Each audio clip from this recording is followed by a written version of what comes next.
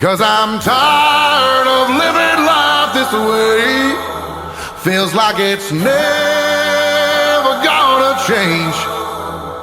So it's down the road I go. You're gonna hear me coming, just listen for the banjo. What's up, everybody? Thanks for tuning in to another episode of Who Gives a Dram. Shout out Nick, Bossy. COVID-19 Blues, that's my intro song this week on the pod. And Nick just passed 1 million downloads, or 1 million streams on Spotify with What Happened to Country, which is the longest tenured, I believe the longest tenured intro song in Who Gives a Dram history. So shout out to Nick, man. Nick's always been a close buddy of mine, and he's a friend of the show. So we wish him nothing but success, and he's killing it. I'm going to link his new EP down below, so if y'all want to check it out, you can listen to his his new 5-song EP that released a few weeks ago, COVID-19 Blues. You just heard it as my intro song, so that's always great. But welcome to episode 90 of Who Gives a Dram. I appreciate you guys for tuning in, and we have a lot to talk about today, man. I hope everyone had a great 2 weeks, just about. Didn't record an episode last week, and I'm going to get into that, but I hope everyone's been okay. It's getting a little cooler here in New England, which is great. The month of August sucks, but when the weather is not as hot, that's always a plus.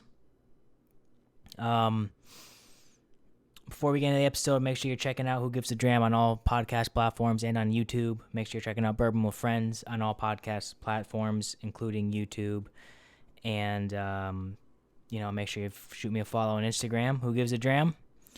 Hit me up and leave a rating and review on iTunes. Click the link in my bio for more stuff. And, yeah, man. Little impromptu recording today. I wasn't sure if I was going to record, but I got the itch to jump on Who Gives a Dram, and I got some things I want to talk about. A lot of things have happened in the past 2 weeks. Notably, I took a trip to Kentucky this past weekend. That was fun. Did a lot of cool things. I'll get into it. Had the biggest interview of my life last night that I'll get into a little bit. We got a UFC fight card this weekend. Pretty good main event. I want to talk about it for a minute. And we got some Weller 12 on the podcast today. I think like last week I attempted to do a review on Weller 12, and I just couldn't do it. I just wasn't in the mood. And it's the first time I've ever done this. I stopped the podcast like in the middle, and I was just like, fuck this. I actually said that. I should have like fucking kept the audio and released it as like a clip or something. So it's like, fuck this, and I just walked off. Wasn't in the mood, tired. Sometimes it gets difficult talking by yourself for, 45 minutes at a clip. It's not the easiest thing to do in the world, but we do it. We record it. We put it out.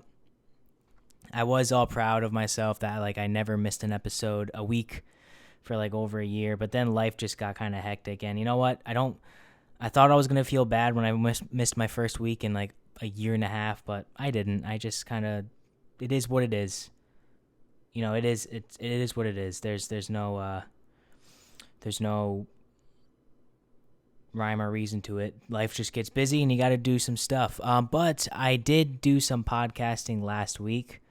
I jumped on my boys over at Chill Filtered podcast, Cole and Robbie.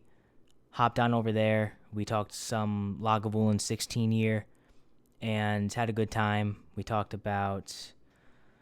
It kind of got off the rails for a little bit there. I mean, it's Cole and Robbie are professionals, so they keep it on track. But the thing about me is you kind of like got to keep the reins on me a little bit.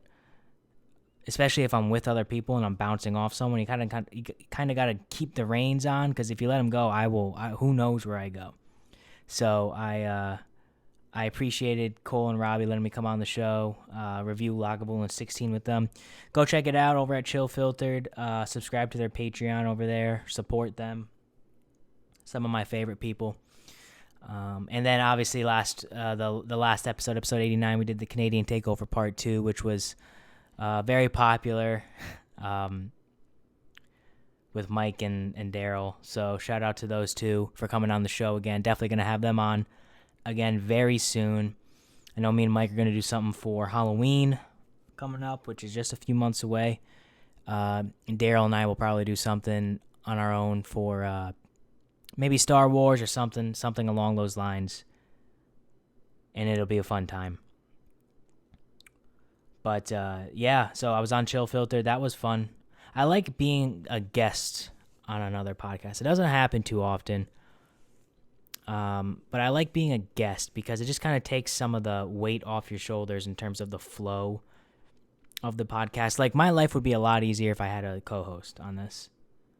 Admittedly, it'd be so much easier just to have a co-host so I can spit ideas off of, and then, you know, we could work together on like forming ideas, and then the banter would just go smooth by bouncing off one another in terms of conversation. But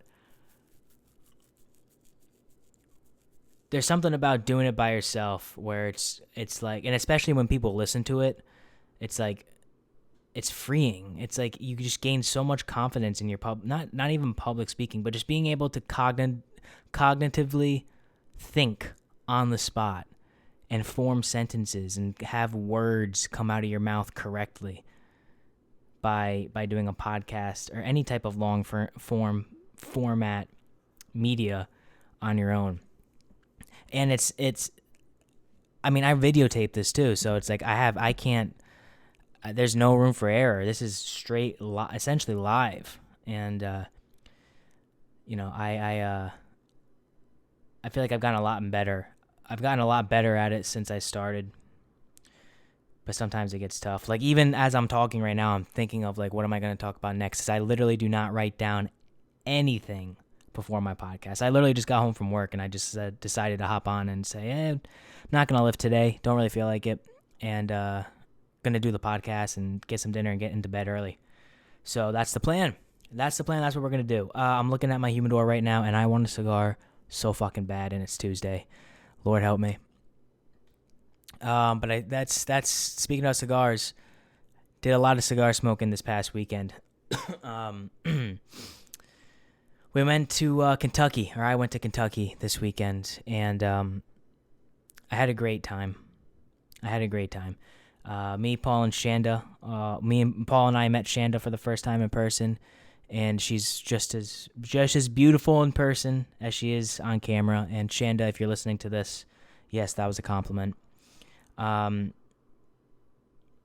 Beautiful person inside and out. I'm so happy that we chose her as the third co-host because she's gonna be great. It's still in the learning process of kind of getting the vibe off the three of us together, because Paul and I are we ramble back and forth. It's super easy. But with Shanda in the mix now, it's that third person. It just takes a bit for the dynamic to really get completely natural. But it will come. We're not worried about it.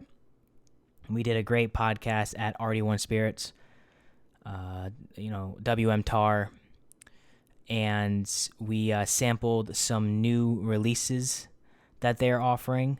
We thieved some whiskey straight from the barrel on 2 separate barrels. I'm not sure if I can say what the barrels are, otherwise I would, but they were both very good. One of them I was very, very surprised with, and I will definitely be purchasing a bottle when it comes out because it was actually very good. It's going to be a great fall whiskey. Maybe that'll give you a hint as to what it is, but WM Tar at RD1 Spirits is... they're doing a great job. Barry, co-owner, and, one of the main guys over there is great at what he does. We had Cash there, Daniels, former Kentucky football player. It looks like he could be in the UFC. He's young. The thing about Cash is that, he was a former college football player at Kentucky, D1. So he's a big guy, long hair, beard.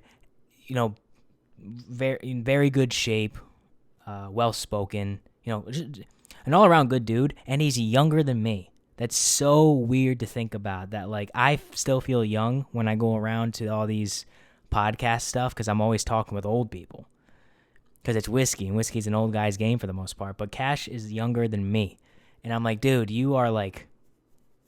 It doesn't help that I'm 5'9", so like I'm not the tallest guy in the world. I'm still a tall drink of water. I'm basically 6 foot. I'm still a tall drink of water, but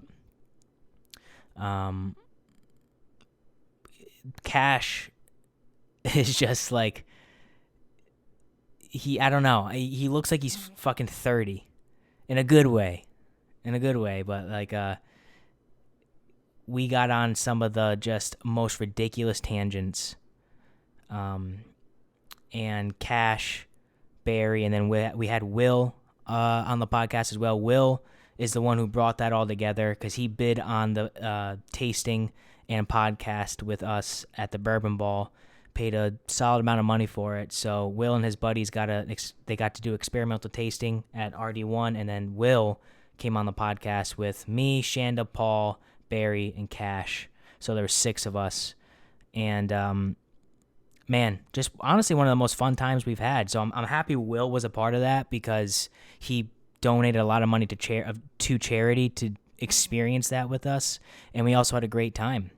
And it was a great way to kickstart the weekends in terms of like work, because I got in Friday night pretty late, and pretty smooth flights Friday night, honestly, from Providence. Had a connection in Charlotte, which doesn't make sense to me, but whatever, I'm not a pilot. Charlotte Airport, very nice, lots of good food, the slowest service of all time, and there's always so many people in there. It's pretty annoying. But I flew in Friday night. I got in about 10. Paul I requested a few McDoubles, even though I eat clean now. Like, I just needed something. I had only had an egg and cheese sandwich for breakfast, a homemade egg and cheese sandwich for breakfast that day. So I needed to eat something, and I knew I was going to drink whiskey. And I ended up having a lot of whiskey that night, and I smoked probably the equivalent of like 1.5 cigars, maybe 1.25 cigars. I had a lot that night. Woke up Saturday, went and got Shanda from the airport. Then we went immediately to RD1.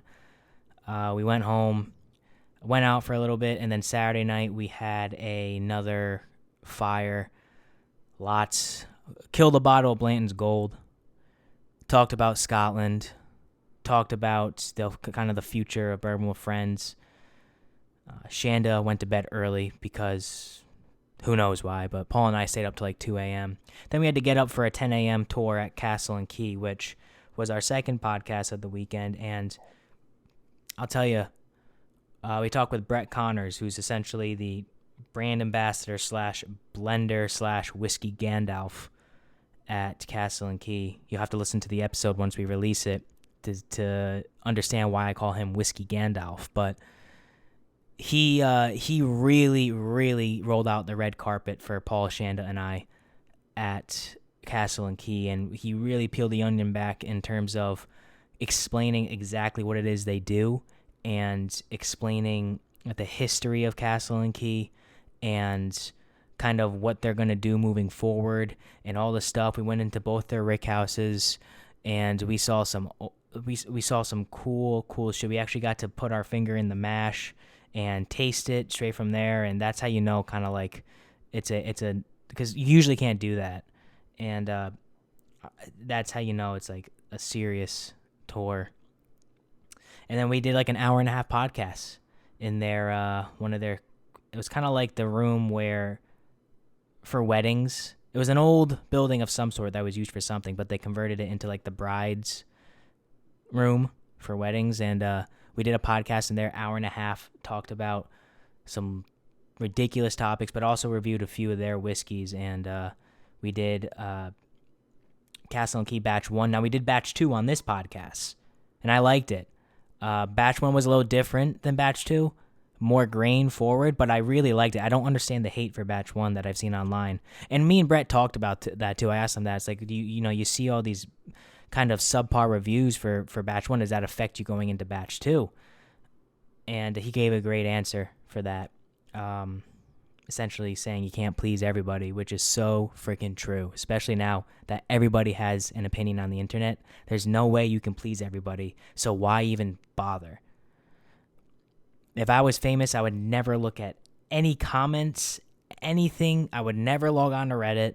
It would just be a headache or an anxiety attack waiting to happen. So I really understood what Brett was saying. Was like, we don't, it's not going to be for everybody. And there was a pretty stark difference between batch 1 and batch 2, but in a good way. We tasted Restoration Rye, both small batch and single barrel. And then we tasted a gin that Brett had blended himself from 2019 or something like that. And it was fantastic. Didn't like the smell of it. Loved the taste of it. So we had a great time there, and just want to shout out Castle and Key. You guys are the best. I mean, the old Tyler Distillery converted into one of the. I think you have to go to this distillery if you're in Kentucky and you're going on the tours. It's beautiful, grounds. There were people doing yoga on like the main corridor when we got there, right in the grass. It was very calming. That's not the word I want to use, but it's the only word I can think of right now. It was very I don't know, almost cerebral this cerebral assassin, Triple H. Overall, Kentucky was great, man. I had a great time. Got some really good content out of it. 2 podcasts that I know people are going to love. So go subscribe to Bourbon with Friends if you haven't already. And just wait for those episodes to get released, because I know y'all will like them a lot, because I had so much fun recording them. The flight back from Lexington, Bluegrass Airport to Charlotte was awesome. Tiny plane. Like, I'm talking 1 seat on the left, 2 seats on the right. That was like half full. But I had like the entire back of the plane to myself. And it was just sick. Loved it. Played Balloons TD5 the whole time. If you're not on Balloons TD5, bro, you got to get on that game. Top 3 iPhone game of all time. It goes like Temple Run, maybe Subway Surfer, Balloons TD in no particular order. I would put Balloons TD5 number 1, and it has to be number 5. I've never played any other one of them. But then the flight back from Charlotte to Providence was on a Delta Airbus, so there's a lot more room. But I was sitting next to a kid, and I had the end seat, he had the middle seat, and then there was nobody sitting on the end. And for some reason, he stayed sitting next to me. Like, it's the weirdest thing of all time. Bro, there's an extra seat. Take the aisle seat. Why are you sitting next to me on this 2-hour and 15-minute flight home from Charlotte at 10:30 at night? Go to the other side, please. Give me space. He was a nice kid, though. But I was just like, bro, come on. I got fucking tree trunk legs. I'm a tall drink of water. Let me spread out, bro. But I finished Ambulance. So I started the movie Ambulance on the flight from, I don't remember if I think I started it from Providence to Lexington, or from Providence to Charlotte, but I didn't finish it from Charlotte to Lexington. Essentially, throughout 4 flights, I finished the movie Ambulance. Michael Bay directed, starring Jake Gyllenhaal, the guy who played Black Manta in Aquaman, and this smoking hot Latina with the sharpest face I've ever seen in my entire life. And, dude, this movie was sick. If you haven't watched the movie Ambulance, you need to watch it. It is a Michael Bay movie. Don't get it twisted. This is such a Michael Bay movie. So many like upward angles, slow-mos, so many car crashes, so many explosions. But I was surprised with like the quality of the script. Jake Gyllenhaal is one of the greatest working actors right now. So him being in the movie just elevates it that much. I want to see who the other guy was. That was an ambulance. Michael Bay. Because I got to shout out this other guy. Oh, shoot. I am going to butcher this name. I apologize in advance. Oh, shit. Yahya Abdul Mateen II. He plays Black Manta in Aquaman. And he'll reprise the role in Aquaman too. But, dude, this guy killed it. So good. And then Yaiza Gonzalez. God, she is just smoking hot. Jesus Christ. Born in 1990. Oh, she's dating Josh Duhamel, who's also in this movie. She is just a smoky smoke. I'm getting jealous. The first question on Google is Yaiza Gonzalez in a relationship. Oh, she's currently dating Jason Momoa? Nah. Oh, look, she's sitting down there with Sam Heughan, our boy. Friend of Bourbon with Friends. Might be hanging out with us in Scotland because he's going to be around and we're going to be in Scotland at the same time. I want to hear it. And we are going to play portrait mode. We are, I believe, 10 minutes we have to draw each other. Meanwhile, we will be answering questions. And we are... She is... This is on cosmopolitan.com. Here is Yaiza Gonzalez's full dating history in case you're nosy. Dude, I can't imagine what these like article writers, these writers are, what they're like at Cosmopolitan. Don't even want to know. Dude. So she's dating Jason Momoa. I want to see a picture. Oh, there he is right there. Looking all fly. She dated Paul Rabel. That is a sharp-looking man as well. Dusty Lock. This is not what I just thought we were going to talk about. I'm sorry. Wait a second. She dated Timmy Chalamet? I don't believe it.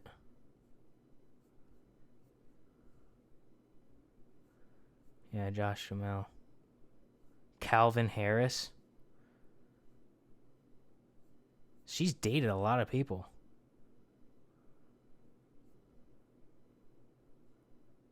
She's kind of gotten around. There's like 10 people on this list. Anyways, sorry about that. I just swooned a little bit over this chick. But anyways, long story short, Ambulance is a great movie. If you haven't checked it out, go watch it because it's really good. And what I was trying to say was that the script was actually super well done. The movie was a little long, but the script was really well done. And it's the premise of it. It was kind of like the movie Speed with Keanu Reeves and Sandra Bullock, but in an ambulance. And there's other aspects of the movie that happen that I don't want to give away because it is still fairly new. But man, very good movie. I'm happy I watched it. And then I started watching Everything Everywhere All at Once. And like 20 minutes in, I was like, dude, this is boring as hell. Why do people like this? And then like right when we were starting to descend and my AirPods were dying, it got to like some really cool shit. And I was like, oh, I got to finish this movie. So I'll be watching that movie later on. But that's about sums up Kentucky. And I want to talk about the UFC fights this weekend. And the way I'm going to intro that is by fanboying out for a second as we transition into the next topic. Because I had the biggest interview of my life this week.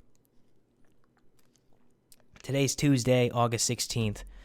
Yesterday, Monday, August 15th, we sat down to review Puncher's Chance Bourbon. There's a thing of it on YouTube if you're watching this. They sent us, they actually reached out to us and asked if we wanted Bruce Buffer and Umberto Lucchini on the podcast. Of course we said yes, and they sent us a bottle, and we had them on yesterday. And I got to talk to Bruce Buffer in person, virtually. And I've never been nervous for a podcast before. Usually when we press record, at any time, any type of anything I felt just goes away and it's game time. But here I was nervous. Nervous in a good way. I wasn't nervous like I was going to throw up or I didn't want to mess up. I knew everything was going to be good because I know like I'm confident in my abilities to do this. But it was just like, man, this is Bruce Buffer. And to people, other people might be like, oh, who cares? He just announces the UFC fighters. But to me, that's a huge deal because I'm a huge UFC guy. So I have Bruce Buffer on my TV screen multiple times a month. And all the clips that I see from UFC that are always on my algorithm because I'm always watching UFC clips or fights or knockouts, there's always some type of Bruce Buffer aspect in it. So to me, he's a legend. And I got to ask him some questions directly. He might have shouted me out once or twice on the podcast, and who knows, he might have shot me a DM on Instagram after. So I was over the moon. And then Umberto is a Lucchini, who's Bruce's partner in Puncher's Chance, is also just a legend in his own right. He rejuvenated Wild Turkey in a marketing campaign, and then he took Espolon tequila, which was basically like nobody knew what it was or liked it, and grew it into this huge tequila brand of what it is now. Top 5 tequila brands, I think. And hearing them both talk about Puncher's Chance was great, but just the fanboy in me, being able to talk to Bruce and ask him questions was, man, it was, who knew? I started this whiskey podcasting stuff last October 2 Octobers ago, I'm sorry. And, yeah, now I'm talking to Bruce Buffer, and, he's done a few other whiskey podcasts, so it's not like we're the only ones, but it was just cool, man. It was cool. Still makes me smile a day later. But let's get into the UFC fights quickly this weekend. I'm going to pour some of this Weller 12 as well. There's no cork pop because it's screw top. Going to drink some of that. I'm looking forward to it. Usman versus Edwards 2 this weekend, UFC 278. Bruce plugged it on the podcast yesterday, even though we're probably going to release the episode after UFC 278. But there's a couple fights I want to talk about. Nothing. I want to get into this whiskey, so nothing much. Co-main event is Paulo Costa versus Luke Rockhold. And I'm really looking forward to this fight because they're two absolute morons. And it's at middleweight. So Luke's no longer at light heavyweight. And I think Jan sent him back down. Paulo Costa is number 6. Luke Rockhold's not ranked. Paulo is a minus 315 favorite. And I tell you what, because Rockhold's a pretty big dog, I wouldn't take him, though. There's no chance Luke Rockhold wins this fight. I'm telling you right now, there's no chance Luke Rockhold wins this fight. Paulo Costa is going to knock the shit out of Luke Rockhold. And to even further stamp to increase my confidence in Luke Rockhold getting knocked out, Cheeto Vera released him and Luke Rockhold were doing a little sparry poo. And went into the clinch, and Luke Rockhold did the same thing he always does. Breaks the clinch, chin up, hands down. That's how he gets knocked out every single time. That's how he got knocked out versus Bisping. That's how he got knocked out versus Jan. Like, that's just how he gets knocked out all the time, and he gets knocked out bad. So if he's still doing that, and he hasn't fought since he got horrifically knocked out before, I don't think there's any chance for Luke Rockhold. So I'm picking Paulo Costa, probably round 1 or round 2 knockout. And I don't like saying that because I don't like Paulo Costa. The third fight on the card, the fight before Costa and Rockhold, Jose Aldo. Love seeing that. He's number 3 in the bantamweight division. I think a win will solidify him maybe as a continuing to be a title contender. Obviously, Aldo is considered by some still the featherweight GOAT. I think most people would say it's Holloway, and it's probably going to be Volkanovski here after the next fight that he has. But I'm picking Jose Aldo on that. He's a little bit of a dog, but still going to be a great fight.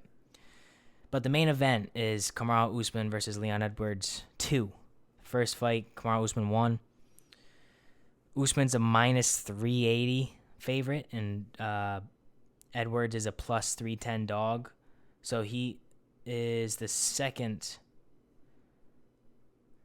largest underdog on the main card.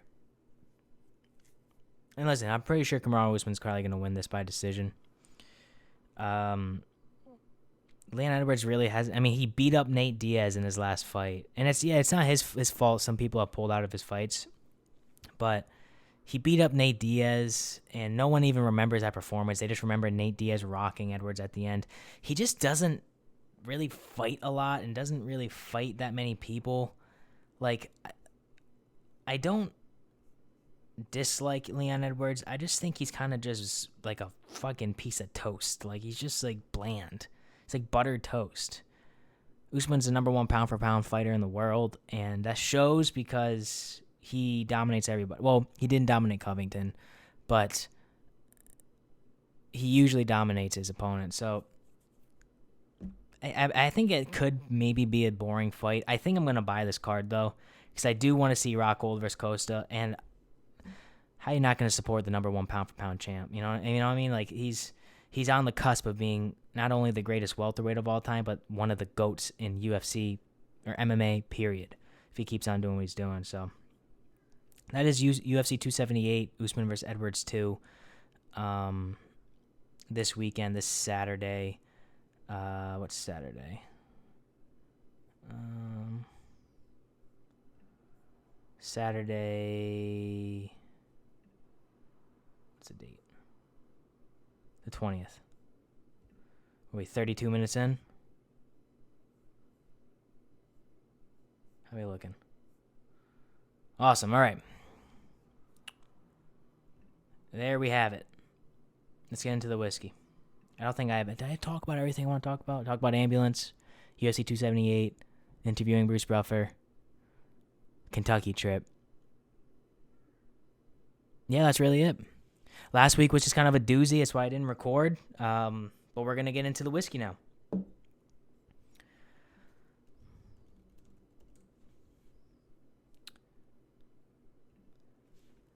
I've done so many Wellers on the podcast. I don't really even need to introduce I don't need to say what Weller is. But I will, and I'm gonna. Weller is based also off of William LaRue Weller, former master distiller. It's a wheated expression that's produced by Buffalo Trace. It is highly allocated. It is usually well overpriced, and you can never find it. I think we paid $50 for this Weller 12. Pretty sure it was right around there. We got it at MSRP. And, no. Yeah.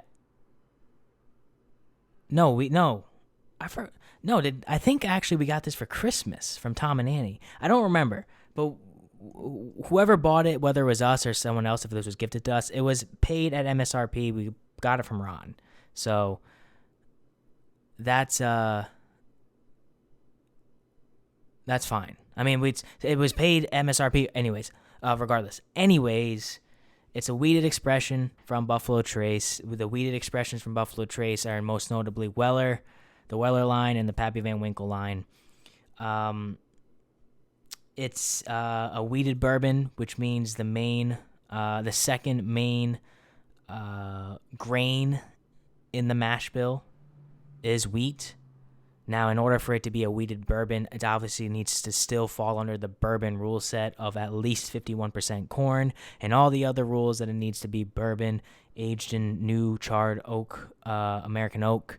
It still follows the same entry proof level, off the still proof level, minimum 80 ABV. It's just the only difference between wheated bourbon and bourbon is that the second main ingredient in the mash bill, second main grain, is wheat.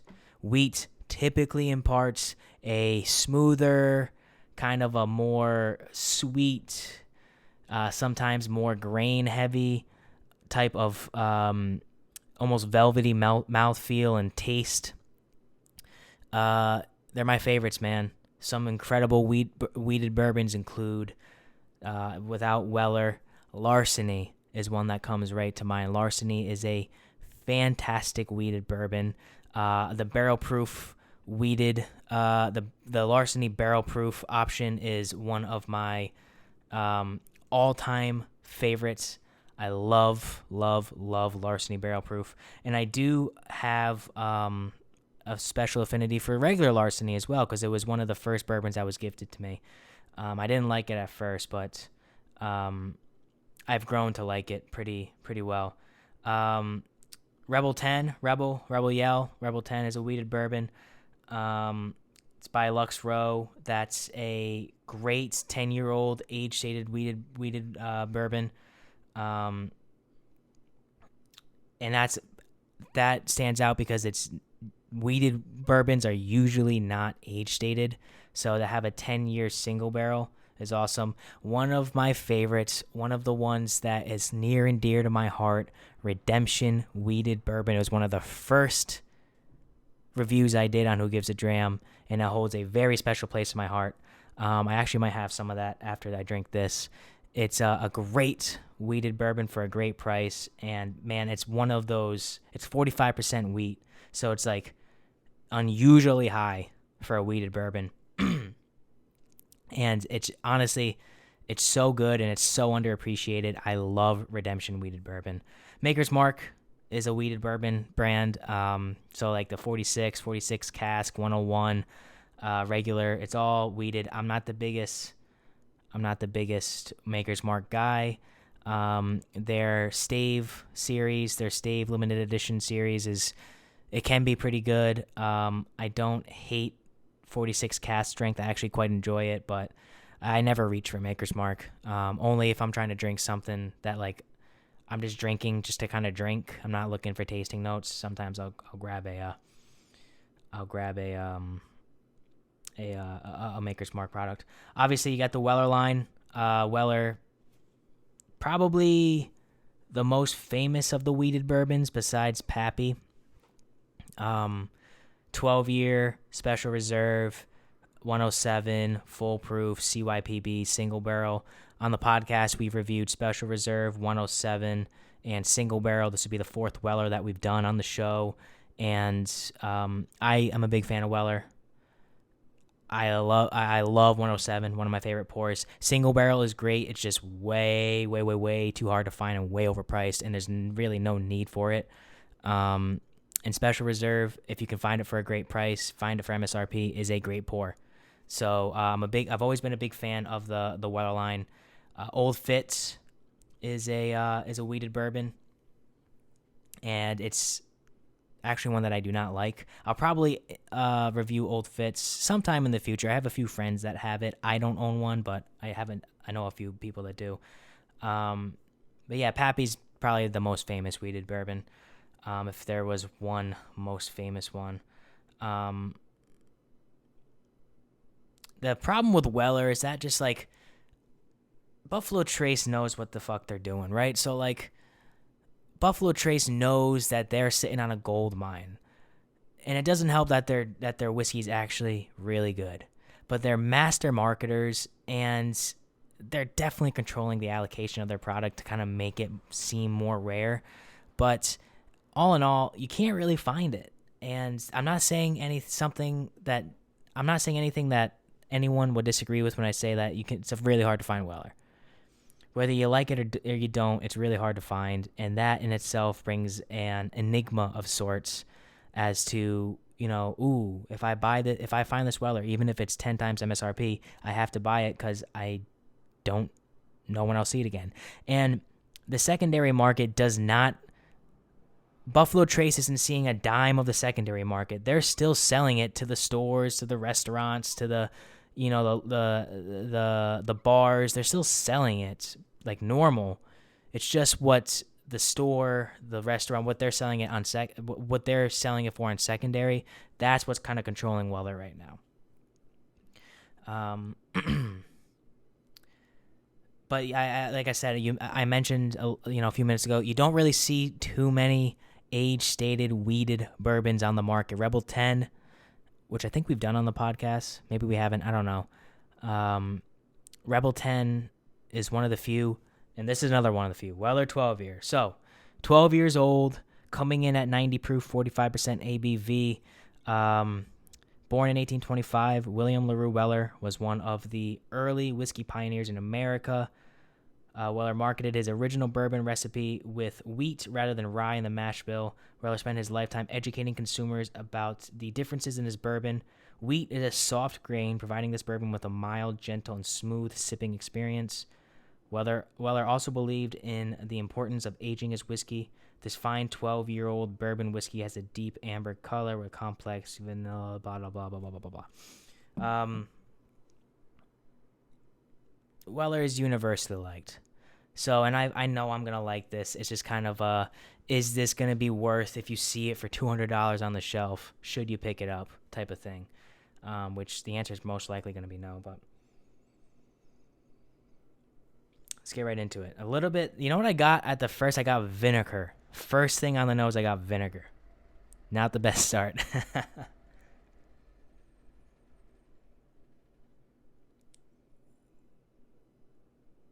But it's actually, diving a bit deeper into it. It's really got that typical light wheat nose to it. Got the vanillas. It's got a nice fruit to it. Not really much grain. It's more of like a fruit that I'm getting on the nose. It's very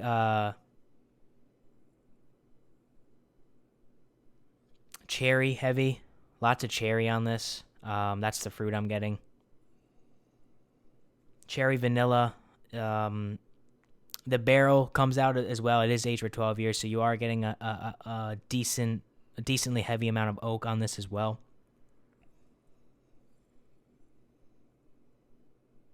Nothing really punches you in the nose. I mean, you can tell you're nosing a whiskey, but it's nothing very pungent. Kind of just a subtle blend of aromas.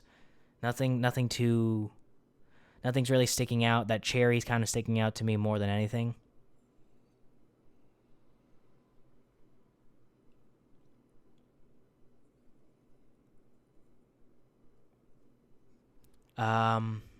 That's really it. Nothing kind of standing out. The oak is something I don't really get with a lot of wheated whiskeys.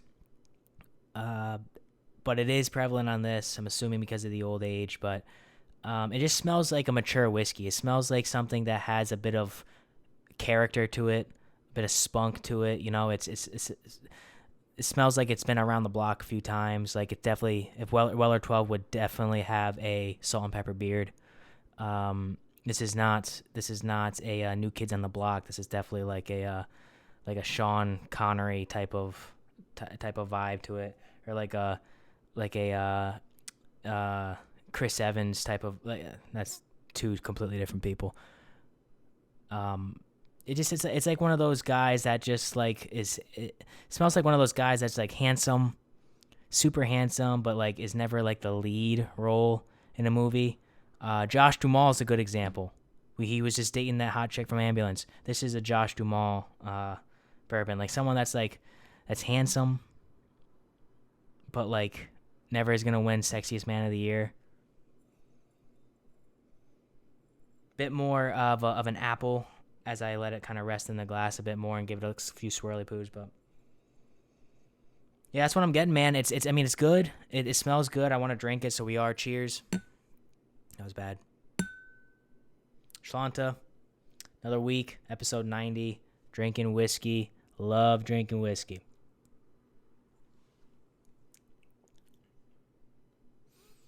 Yeah, heavy oak on the palate. Vanilla. Lots of vanilla.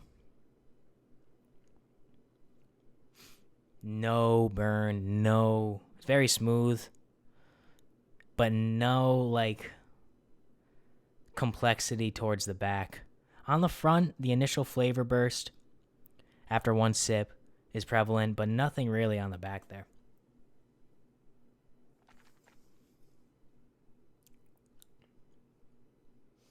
Very smooth, man. I haven't had whiskey all day, but this is very, very smooth going down. You can tell it's a weeder just by the fruit and the vanilla that comes out. The barrel is less prevalent on the palate. There's not a lot of wood or oak notes. It's more grain forward with cherry, vanilla. I'm getting that corn heavy on the palate as well.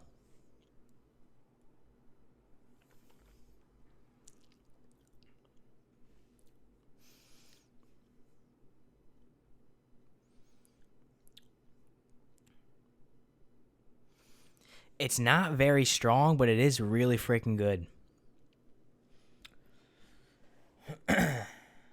It's complex, but not complex at the same time. It's like, I want to say it's average, but then like something else hits me quickly, and it's awesome.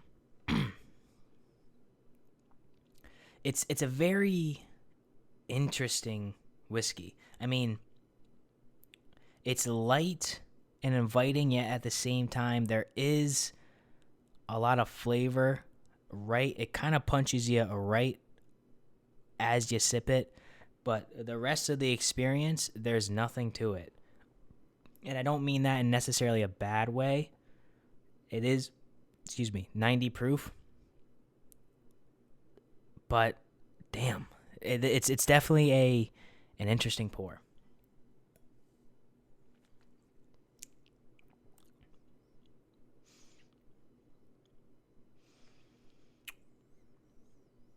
No spice. A little bit of leather. Like that kind of...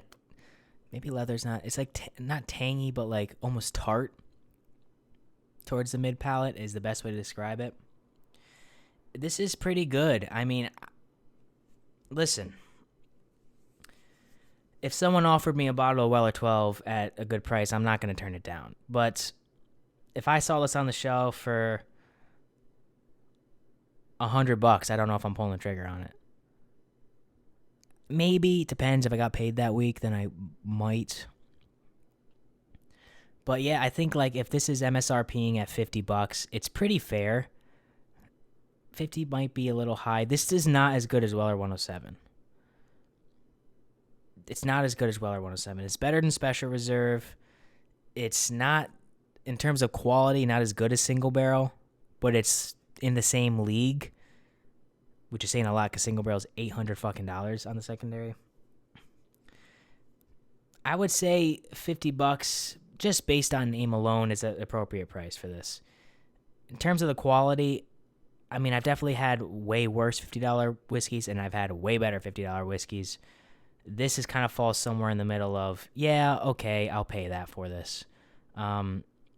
45 might be a bit of a better price point, but $50, we'll say 45 to $50 is MSRP. I think $40 is a automatic steal. It's funny how a difference of I've talked about this on the podcast before. It's funny how a difference of $5 can like make or break it almost in terms of, is it worth it? Doesn't even get you a quarter gallon of gas in today's economy. $5. But yeah, no, this is definitely something that is priced correctly, at retail. You're never going to find it for the most part. You'll never see it sitting on a shelf, and you'll probably never find it for MSRP. But that being said, that will affect the score. I'm not blown away by this Weller 12, but I'm also not disappointed with it. It's definitely not enough to carry over into the 9s. I'm struggling to even give it into the high 8s. I got to get one more sip, though.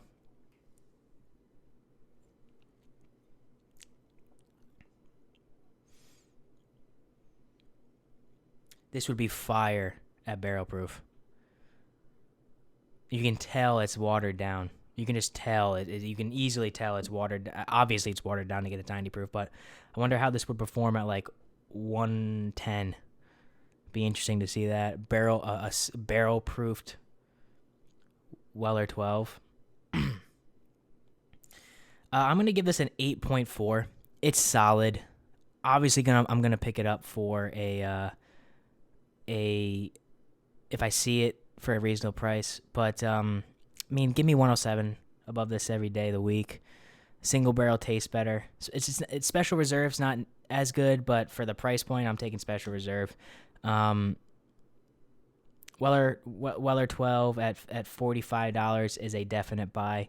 $50, it's only a $5 difference, so it's still a definite buy. But anything above $50, I'm like, I mean, if I see it, I'll 100% buy it. But like $100, $150, $250, $400 that you see it on the secondary, abso-freaking-lutely not. 8.4 Weller 12 year. And with that being said, I'm going to head out of here because it has been 51 minutes. Thank you guys for tuning into the show. I truly appreciate it. Sorry I have been a bit more inconsistent with the podcast, but I'm going to get back on the train here. I am you can find me at Who Gives a Dram, Instagram, Facebook, Twitter, TikTok. BWF Podcast on Instagram. Make sure you follow us on there. Make sure you subscribe to Who Gives a Dram and Bourbon with Friends on all your podcast platforms, including YouTube. This specific podcast is available on YouTube if you want to watch me drink. Don't know why you'd want to do that, but if you do want to, if you're a visual guy, that's why I put them on YouTube. But anyways, I'm going to head out. I'm going to drink some more whiskey, go make dinner, and go to bed. I will be in contact with you guys next week for another whiskey review and some more catching up with yous. But until then, always remember, whiskey's the water of life, so let's start living.